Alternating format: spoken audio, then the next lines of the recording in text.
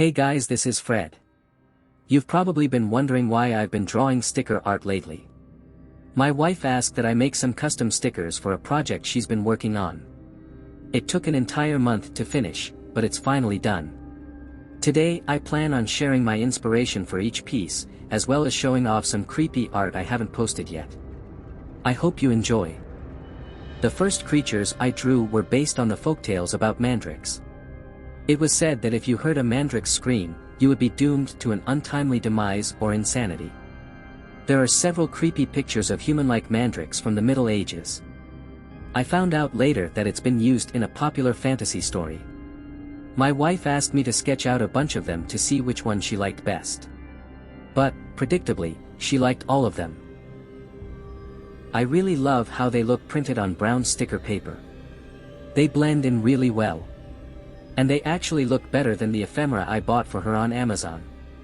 The next monster is one that I just came up with because I was bored. When I initially drew it, my wife asked me if I was okay.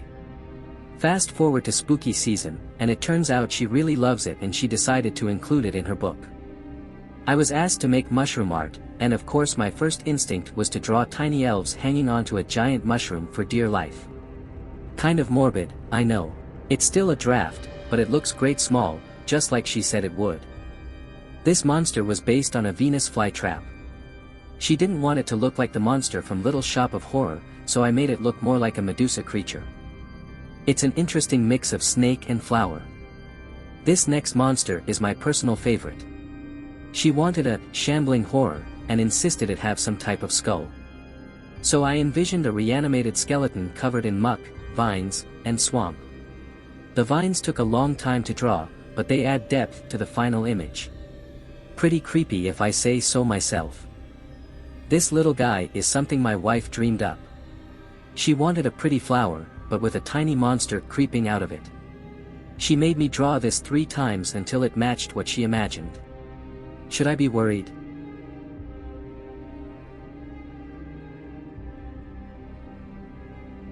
Well, this one isn't exactly scary. She asked me to draw a male and female nature spirit.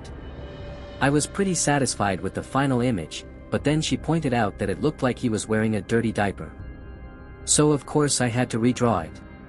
After the redraw, I have to admit that it looks much better. The flower ties in well. I also adjusted the color a few times because we couldn't decide on a tint.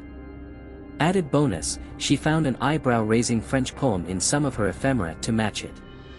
No monster theme would be complete without a vampire.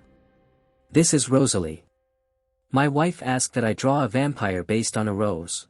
For her background, I wanted to use a brush to make roses and color them in. But my wife insisted anything I drew would somehow be better. She was right, of course. They are beautiful.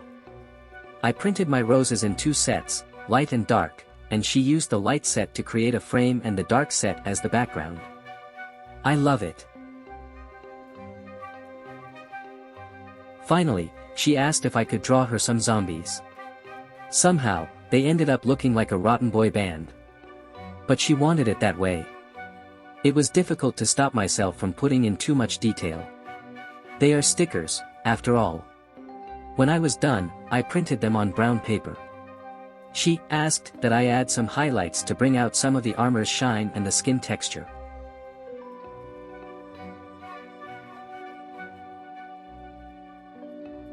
She pulled out her marker collection and handed me a metallic red and a basic red, both of them felt tips. I used the metallic red to make the zombie's eyes glow, and then added a dot of red to correct for color, since the metallic markers tend to add a sparkle of white. I also added a few gory details.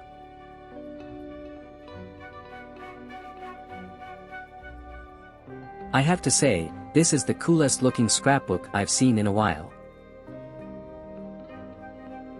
You can see the final book on her channel, which I will link below. Thanks for watching. I hope to see you back soon. Don't forget to like and subscribe.